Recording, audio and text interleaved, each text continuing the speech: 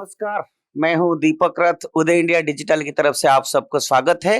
आज आप पहुंचे हैं हरियाणा की चंडीगढ़ में और हमारा सौभाग्य है कि हरियाणा जैसा डेवलपिंग स्टेट में आज हमारा साथ कंवरपाल साहब है, जो हरियाणा राज्य सरकार में शिक्षा, संस्कृति, वन विभाग के मंत्री है और उनके पास पार्लियामेंट अफेयर्स का भी जिम्मेदारी है। और मैं अपने दर्शकों को यह बताना चाहता हूं कि जो पिछले बार असेंबली इलेक्शंस था, जो बहुत कम मिनिस्टर चुन के आए थे, उनमें से कंवरपाल जी एक पॉपुलर नेता थे और उन्होंने बहुत सारे डेवलपमेंटल वर्क कर चुके हैं। और अभी मैं ये बताना चाहता हूं कि जब मैं मंत्री जी से मिल रहा था, उससे पहले यहां पर बाहर कम से कम 200 से 300 जनता खड़े थे और 10 मिनट के अंदर मैंने देखा किस तरह से पब्लिक को एक एक व्यक्ति को चुना, एक एक व्यक्ति को सुना, हर व्यक्ति को उन्होंने सेटिस्फाई करके भेजा। और मैं एक चीज मार्क किया कि सबकी मुंह में मैं हंसी देखा, और यही होती है एक नेता की गुण जो कि आम जनता को खुशी कर सकता है। कंवरपाल जी, आपको उदय इंडिया की तरफ से बहुत बहुत स्वागत है। मैं आपसे ये जानना चाहता हूं कि शिक्षा एक बहुत बड़ी डिपार्टमेंट है और हरियाणा बहुत पीछे था जब खट्टर साहब नहीं थे। तो इस सरकार आने के बाद प्राइमरी एजुकेशन, सेकेंडरी एजुकेशन को गवर्नमेंट लेवल में डेवलपमेंट करने के लिए, जैसे कि आप कहिए इंफ्रास्ट्रक्चर डेवलपमेंट हो या टीचर्स की क्वालिटेटिव डेवलपमेंट हो, ट्रेनिंग हो, आपने हरियाणा सरकार में क्या क्या ऐसे स्टेप्स लिया है, थोड़ा हमारे दर्शकों को बताइए। देखिए, जैसे आपने अभी कहा कि ट्रेनिंग की बात कही, आपने एक तो ट्रेनिंग की बात कही, उसके लिए डाइट है हमारे यहाँ और डाइट पे हमारा काफी जोर है और काफी अच्छी उससे हम प्रयास कर रहे हैं।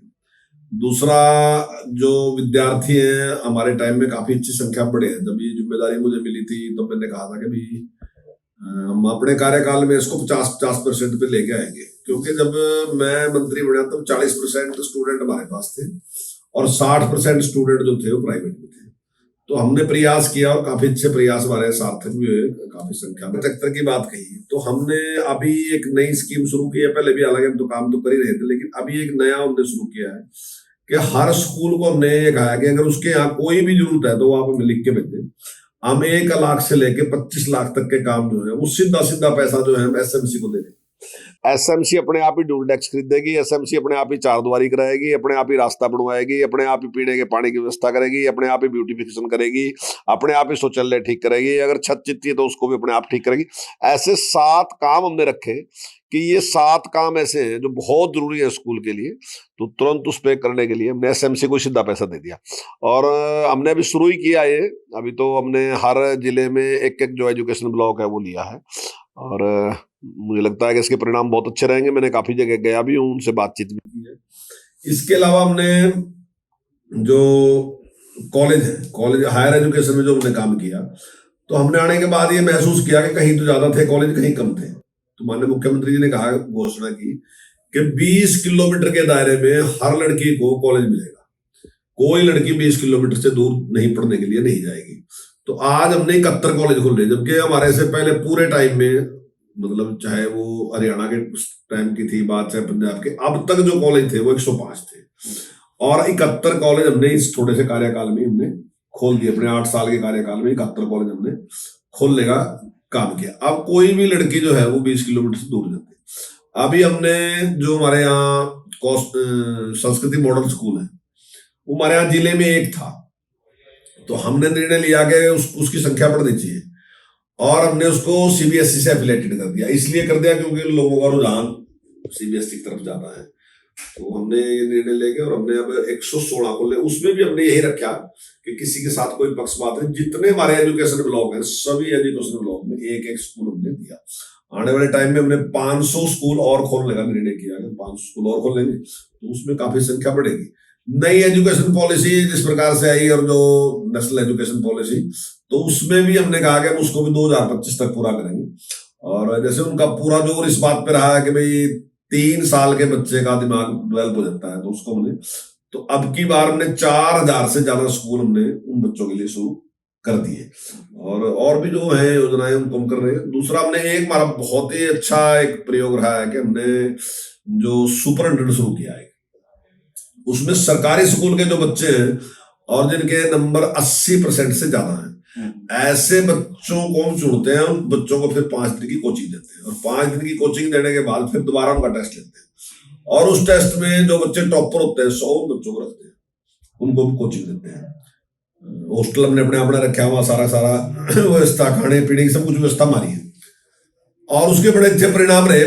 पहली बार जब हमने शुरू किया तो हमारे उसमें 26 बच्चे जो थे वो ITI में गए थे, और अगली बार जो था हमारे 29 बच्चे IIT में गए और 26 बच्चे MBBS में गए।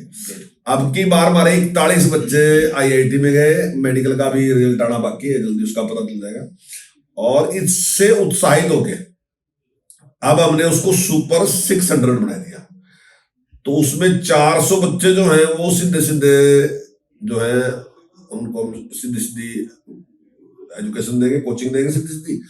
200 बच्चे ऐसे हैं जिनको ऑनलाइन कोचिंग देंगे। तो मुझे लगता है कि आने वाले टाइम में और अच्छा रिजल्ट रहेगा, और ताकि उनकी बुनियाद मजबूत हो, इसके लिए भी हमने आगे शुरू कर दिया कि 9th क्लास का हम टेस्ट लेंगे बच्चे का, और उनमें से चुनाव करेंगे। जो बच्चे सिलेक्ट होंगे उसमें, तो उसको सप्ताह में 3 दिन 3 पीरियड, सप्ताह में 3 पीरियड हम मतलब उनकी कोचिंग देंगे, ताकि उस दिशा में बढ़ने में उनको लाभ मिले। तो इस प्रकार से हमने जो टैब था उसको देने का निर्णय लिया, और मैं समझता हूँ अपने देश में हमने सबसे ज्यादा, किसी भी स्टेट ने इतने टैब दिए नहीं है। हमने लगभग 7 लाख टैब का हमने किया, 5.5 लाख से ज्यादा टैब हमने बच्चों को उपलब्ध करा दिए। अब ये देख रहे हैं जो बच्चे, अगर जो 11वीं के जो बच्चे आए जो, और उनमें से कुछ रहेंगे, तो हम सभी बच्चों को टैब उपलब्ध करा रहे। 9वीं 10वीं 11वीं 12वीं वो सब इस सुविधाओं के साथ हमने कर दिया, और जो चलाने का खर्च है 2 GB डाटा भी उनको फ्री दे दिया, कि जितनी उनको पढ़ाई करनी है वो सारा भी उनके लिए फ्री है। हमारे पास एक सबसे बड़ी जो समस्या थी अभी तक, वो समस्या थी हमारे पास टीचरों की कमी थी। तो अभी हमने टीचरों की भर्ती शुरू कर दी, प्रक्रिया शुरू कर दी हमने। तो 12,000 के आसपास टीचर हम रेगुलर भर्ती कर रहे हैं, और 8,000 के आसपास टीचर जो है हम जो कौशल विकास उसके माध्यम से लेने लग गए। तो ये 20,000 टीचर, 19 और 20,000 के बीच में कुछ संख्या है। तो ये टीचर जब आ जाएंगे तो मैं समझता हूँ कि और सुविधा होगी, और एजुकेशन के मामले में बहुत अच्छा हरियाणा कर सकेगा। आपने कहा कि हमने अभी 8,000 शिक्षक और अपॉइंटमेंट करने वाले हैं, और आपने स्कूल की डेवलपमेंट बारे में तो बढ़िया बताया, लेकिन आप देखे होंगे कि चाहे दिल्ली का हो, चाहे उड़ीसा हो, या चाहे गुजरात हो, वहां पर आज they are using the classrooms, they have the hi tech classrooms, they are having the best playgrounds, they are providing best sports facilities. क्योंकि हरियाणा एक ऐसा राज्य है जहां से सबसे ज्यादा खिलाड़ी जाते हैं, स्पोर्ट्समैन ओलंपिक्स में जाते हैं। तो स्कूल में इस तरह से आप क्या प्रबंधन कर रखा है जिससे ज्यादा से ज्यादा पढ़ाई के साथ साथ खेल कूद में भी बच्चों का मन लगा रहेगा? हाँ, अभी जो खेल कूद मंत्रालय है उसके साथ भी हमने बातचीत करके हमने स्कूलों में भी उस प्रकार से खेल पे हमारा पूरा प्रयास है, और ताकि बच्चे जो छठी से ही बच्चे जो हैं वो खेल में भाग लें और उनको प्रोत्साहन दें, उसके लिए भी हमने काम शुरू कर दिया। और जिस प्रकार से ये ट्रैकिंग वगैरह है, इसके भी मेरा ख्याल है पूरे देश में सबसे ज्यादा बच्चों को हम ही भेजते हैं, अभी तक का हमारा रिकॉर्ड सबसे अच्छा है। तो ये सारा का सारा काम जो अभी आपने कहा, और जहां तक स्मार्ट क्लासरूम की बात कही, उसमें बहुत बड़ी संख्या में अभी भी हमने 320 करोड़ रुपए तो अभी खर्चे हैं हमने, और वो काम अभी प्रगति में है। उससे पहले भी काफी खर्च रखे, और काफी बड़ी संख्या में जो है हमारे यहाँ स्मार्ट क्लासरूम, ये स्मार्ट बोर्ड वगैरह जो भी आज की जरूरतें हैं वो हम सारी की सारी पूरी कर रहे हैं। और आने वाले टाइम में मैं समझता हूँ 2 साल में हम काफी हद तक लगभग इसको कंप्लीट कर लेंगे। इतना तो मैं दावे के साथ कह रहा है कि जो हमारे +2 के स्कूल है वो तो सारे के सारे ही लगभग हम कंप्लीट कर देंगे, वहाँ किसी प्रकार की ऐसी कमी नहीं। लेकिन जो दूसरे भी है 10वीं के 8वीं के वहां भी बात है। आजादी की अमृत महोत्सव के पालन पर इस देश में न्यू एजुकेशन पॉलिसी की इम्प्लीमेंटेशन किया गया है, और ये जो एजुकेशन पॉलिसी उसकी रिएक्शन जमीनी स्तर पे, सरकार स्तर पे कैसे आपको फील हो रहा है? What is the difference? आपको उसके रिएक्शंस एज एजुकेशन मिनिस्टर मैं आपसे जानना चाहता हूँ। पहले कैसे था, आज जो इम्प्लीमेंट हुआ कितना % हो पा रहा है, और उसके रिएक्शंस क्या है न्यू एजुकेशन पॉलिसी? देखिए, अभी तो जितने भी शिक्षकों से बात हुई या जितने भी और दूसरे लोगों से बात हुई, सभी लोगों ने तारीफ की है कि ये जो हमने नेशनल एजुकेशन पॉलिसी में लेके आए तो ये बहुत ही अच्छी है। और बहुत अच्छी तो ये भी है कि इसका जितना अध्ययन किया गया, मेरे ख्याल आज तक किसी भी विषय पे इतना बड़ा अध्ययन आज तक किसी भी विषय पे किया नहीं गया, रंगनाथन जी ने जितना अध्ययन भी किया। जी। मेरा 2 लाख से भी ज्यादा लोग ऐसे हैं जिनके साथ उन्होंने संपर्क करके उनकी बातचीत की। वो चुने प्रतिनिधि भी थे, वो अधिकारी भी थे, अपने अपने चीज के विशेषज्ञ भी थे, आम आदमी भी था, सबसे पूछ के उन्होंने इस प्रकार की पॉलिसी बनाई। और आने वाले टाइम में मुझे लगता है कि इसके बहुत अच्छे परिणाम होंगे। और जिस प्रकार से हमारा प्रयास है, माननीय मुख्यमंत्री जी ने कहा कि माननीय प्रधानमंत्री जी ने तो 2030 तक का टाइम दिया, मुख्यमंत्री मनोहर लाल जी ने कहा कि नहीं हम 2025 तक इसको लागू करें। और उस दिशा में हमने काम शुरू कर दिया और काफी कुछ हमने कर भी लिया है। और हम काफी अच्छी उसमें जैसे वोकेशनल एजुकेशन में बहुत जोर दिया गया। हमने अब से पहले 40 स्कूल में वोकेशनल एजुकेशन शुरू कर दी, 6ठी से शुरू कर दी अभी। हालांकि वोकेशनल एजुकेशन में पूरे देश में भारत भी नंबर 1 है। 1.5 लाख से भी ज्यादा बच्चे जो हमारे हैं जो वोकेशनल एजुकेशन ले रहे हैं। अभी हमने 40,000 से ज्यादा बच्चों को किट दी, 17,000 रुपए किट थी, वो भी हमने दी। जैसे हमने आपको टैब दिया, ऐसे ही हमने उनको वोकेशनल एजुकेशन वाले बच्चों को एक किट दी ताकि वो प्रयोगात्मक मतलब यानी कि वो प्रयोग करके चले, जो काम उन्हें बाहर करना वो अपने हाथ से करके देख ले पहले, उसमें वो पूरी तैयारी में हो जाए। तो ऐसे हमने 40,000 से ज्यादा बच्चों को इस प्रकार की किट दी। जो सोच है उसकी कि भी जो बच्चा पढ़ के बाहर निकले वो बेरोजगार पढ़ के ना निकले, लेकिन उसके पास कोई ना कोई हुनर होना चाहिए। तो उसमें हरियाणा सरकार काफी अच्छा काम। आपने एक बात कहा कि हमने बहुत सारे पैसा दे दिया कि बच्चों को कैसे पानी मिलेगा, बिजली मिलेगा, बढ़िया भोजन मिलेगा, माल न्यूट्रिशन ना हो, हर चीज में सरकार तो पैसा दे दिया, टीचर भी अपॉइंटमेंट कर दिया। पर आमतौर पे ये देखा गया है कि प्राइवेट इंस्टीट्यूशन जितना डेवलपमेंट करता है गवर्नमेंट नहीं करता है, क्योंकि ऐसा माना जाता है सरकार अगर 1 रुपया देता है तो जमीन स्तर पर 50 पैसा तक भी नहीं पहुंचा है। तो इसको बैलेंस करने के लिए सरकार क्या स्टेप ले रहा है? ये देखिए अभी जितना अच्छा काम हम कर रहे हैं इसमें लोगों में भी उसका मैसेज है। और मुझे तो कई प्राइवेट स्कूल वाले मिल लिए कि आपने इतनी सुविधाएं नहीं, हमारा स्कूल तो बंद ही कराया हो गया। तो अब थोड़ा थोड़ा माहौल बढ़ने लगा। देखिए हमने CBSE को इसके साथ भी इसीलिए जोड़ा क्योंकि लोगों के मन में एक दिमाग में बैठ गया था कि फ्री का स्कूल है, कुछ होना नहीं है। हमने हालांकि जो संस्कृति मॉडर्न स्कूल खोले उनमें हमने थोड़ी फीस भी रख दी, जो जिसकी आमदनी 1,80,000 से ज्यादा है उसके लिए मामूली सी फीस रख दी ताकि लोगों को ये लगे कि फ्री का स्कूल है। हालांकि वो हमने राशि भी वही रख दी कि वही कुछ डेवलपमेंट में वो लगा लेंगे, कोई मान लीजिए ना कोई कंप्यूटर कोई चीज खरीदनी उसमें खर्च कर लेंगे। लेकिन मेंटली जो आदमी कई बार होता है ना फ्री के, वो उसका दिमाग ही नहीं मानता कि फ्री के स्कूल में पढ़ाऊं। तो अगर उसका ऐसा दिमाग है तो कोई नहीं, फीस भी दे देगा। लेकिन हम इतना अच्छा इंफ्रास्ट्रक्चर वहां देने लगे कि आने वाले टाइम में मुझे पूरी उम्मीद है कि 2 साल में हम काफी कुछ परिवर्तन करें। हालांकि टाइम तो लगेगा, देखो ऐसा तो नहीं कि मैं इसको 2 साल में इतना बदल दूंगा साइड, लेकिन हम एक कंपटीशन पैदा कर देंगे प्राइवेट में सरकार। अब ऐसा नहीं रहने का कि जैसे पहले आदमी 1 मिनट भी सोचता नहीं था, वो चाहता था कि मेरा बच्चा प्राइवेट में पढ़ेगा। मैं दावे के साथ कह रहा कि 2 साल में हम उसको मजबूर कर देंगे, वो 4 बार जगह खड़े आएगा कहाँ जाना, मैंने रोज निश्चित तौर से फैसला करेंगे वो सरकारी स्कूल में। बहुत बढ़िया है। आपके पास फॉरेस्ट डिपार्टमेंट है जो कि आज की पूरे विश्व जिसकी चिंता करता है, क्योंकि पॉल्यूशन लेवल, एयर पॉल्यूशन इतना बढ़ गया है आज हमारे लिए नहीं, भारत के लिए नहीं, पूरे विश्व के लिए चिंता का बात है। और हरियाणा भारत के एक ऐसा राज्य है जहां पर सबसे कम फॉरेस्ट एरिया है। तो फॉरेस्ट डेंसिटी बढ़ने के लिए सरकार क्या क्या पदक्षेप पिछले सरकार और अभी ले रहे हैं प्रेजेंटली, और पोल्यूशन को कम करने के लिए फॉरेस्ट डिपार्टमेंट क्या काम कर रहा है? देखिए हमारे पास जगह तो बहुत कम है, 3.6 हमारे पास है केवल। लेकिन जो हमारा पेड़ है, जो उसका क्षेत्र है वो 7.5 के आसपास है।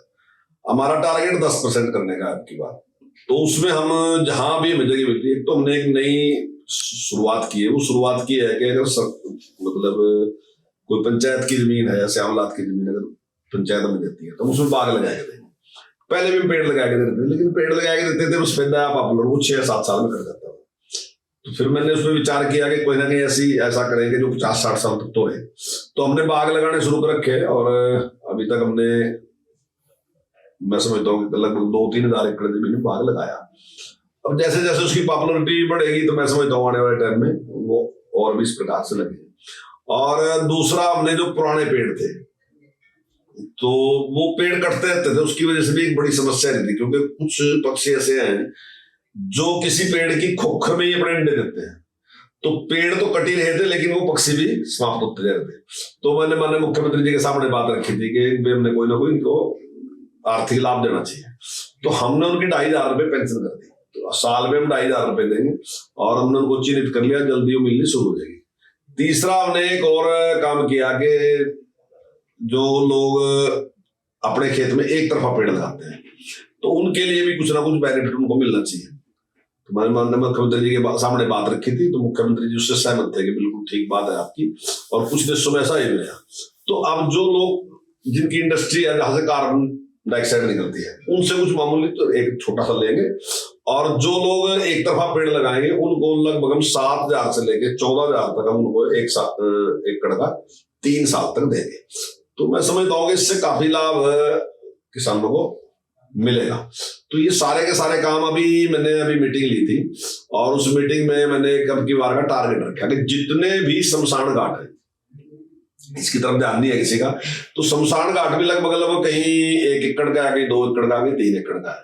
तो हमने कहा कि पंचायत के साथ बातचीत करके उसके चारों और खूब पेड़ लगाएंगे। अब की बार का टारगेट रखा हमने, और अब की बार हम उन सारों में लगाएंगे। मतलब यानी कि हमारे पास जमीन तो कम है, लेकिन मैंने उनसे ये कहा कि हम उतनी जमीन में दूसरों से ज्यादा पेड़ लगाएंगे। जिनके पास बहुत, जैसे मध्य प्रदेश जैसे, उनके पास बहुत जमीन है, हमारे पास तो उतनी है नहीं।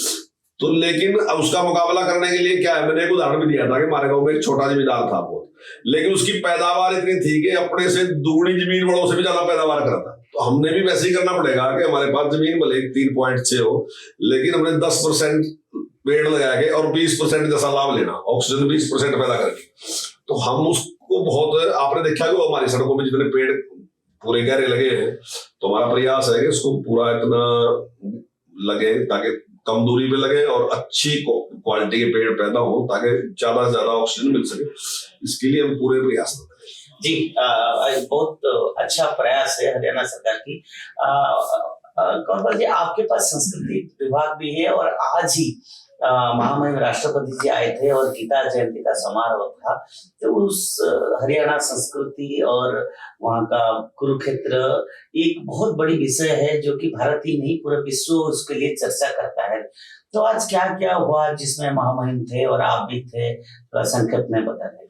देखिए, ये गीता जयंती तो पहले से ही मनाई जाती थी, लेकिन हमने इस पे बहुत प्रयास किया और बहुत जोर दिया। हम मानते हैं कि जो जहाँ भगवान श्री कृष्ण ने गीता को उपदेश दिया वो बहुत महत्वपूर्ण जगह है, और भगवत गीता ही अपने आप में बहुत महत्वपूर्ण है। मतलब दुनिया का मार्गदर्शन करने के लिए भगवत गीता, मैं समझता हूँ, दुनिया का सबसे एक अनूठा ग्रंथ है। और ये केवल हमारे लिए नहीं है, पूरी मानवता के लिए। सब इसका अध्ययन करेंगे, सबको लाभ मिलेगा। वहां किसी प्रकार की पूजा पत्ती, किसी प्रकार की बात नहीं रहेगी, सारा का सारा ज्ञान दिया गया उस परमात्मा को जानने को। इस दुनिया में हमारे क्या कर्तव्य है उसके बारे में उसमें जानकारी दी गई है। तो हमारी सरकार आने के बाद हमने पूरा प्रयास किया, और अब हम विश्व स्तर पे इसको गीता जयंती को मना रहे हैं। बाहर के दूसरे देशों में भी मनाई जा रही है, हमारे लोग भी, हमारे यहाँ से भी संत महात्मा भी। आपके पास संस्कृति भी है, शिक्षा भी है, क्या आपको ये प्रयास नहीं करना चाहिए कि जो गीता है, भगवत गीता है, उसको स्कूल के बच्चे भी पढ़ना चाहिए और इसके लिए कुछ प्रयास होना चाहिए? बिल्कुल बिल्कुल, आपकी बात सही है। हमने उसको लागू कर दिया। इस साल से हमारे स्कूल में जो है, पाठ्यक्रम में जो है बच्चों के, वो गीता का हमने शुरुआत कर दी और गीता लगाई थी हमने उसमें। और दूसरा, आप अभी जैसे उसके हिसाब से पूछ रहे थे, अभी हमने विराट रूप, भगवान श्री कृष्ण का विराट रूप की वहां स्थापना की है, और वहां पे लाइट एंड साउंड शुरू किया हमने। बहुत ही सुंदर है, वैसे अब जाने लग रहे हैं आप, अगर जब आपको थोड़ी देर पहले आते तो मैं आपको जरूर करता कि आप देख के जाओ और उसके बारे में आप लिखोगे कितना अच्छा, बहुत सुंदर बना है। और वहां पे अभी हम और भी इस प्रकार का की व्यवस्था करें, लगभग 200 करोड़ से ज्यादा हम खर्चे करने लग रहे। जब आप मंदिर में अंदर जाओगे, अभी कंप्लीट नहीं है, 1-1.5 साल लग जाएगा अभी, तो आप जैसे ही उसमें जाओगे तो पूरी महाभारत आपको दीवारों पे चलते आपको दिखाई देगी, कहाँ कहाँ किस प्रकार की। और वर्ल्ड क्लास जो है वो हम कर रहे, शायद दुनिया में नंबर 1 की हम सारा सिस्टम कर लेंगे, जिससे पर्यटक भी बढ़ेगा और लोगों का ज्ञान भी बढ़ेगा, और वहां के लोग देखेंगे कि किस प्रकार से ये सारा का सारा भगवान श्री कृष्ण ने जहाँ गीता को उपदेश दिया और किस प्रकार से वो युद्ध हुआ, वो सारी घटनाएं उसमें चित्रित होंगी। आपको कोई अलग चलाने की जरूरत, दीवारों पे आप चलते चलते देखोगे तो वो सारा उस सारे निर्माण में लगे हैं, सारा काम करने में। जी, आपने देखा कि कंवरपाल जी ने बताया, जिनके पास शिक्षा है, संस्कृति है, और जिन्होंने आज पूरा विश्व जिसके लिए चिंता करता है परिवेश बचाने के लिए, इस काम में भी मंत्री जी लगे हैं। और जो सबसे बड़ी बात है वो ये है कि आज स्कूल के विद्यार्थी को गीता पढ़ने को मिलेगा, और जहां पर भगवान कृष्ण ने उपदेश दिए थे, उस जगह को कैसे इंटरनेशनली फेम्ड होगा, इसके लिए भी काम चल रहा है। ये बहुत बड़ी विषय है। लेकिन ये जो चुनावी महाभारत है और हरियाणा की जो महाभारत, राजनीति के महाभारत है, उसके चलते कंवरपाल जी कितना और आगे आने वाला समय में कर पा रहे हैं और पब्लिक इसको कितना एक्सेप्ट कर रहा है, ये देखने वाली विषय है। चंडीगढ़ से दीपक रथ, उदय इंडिया डिजिटल।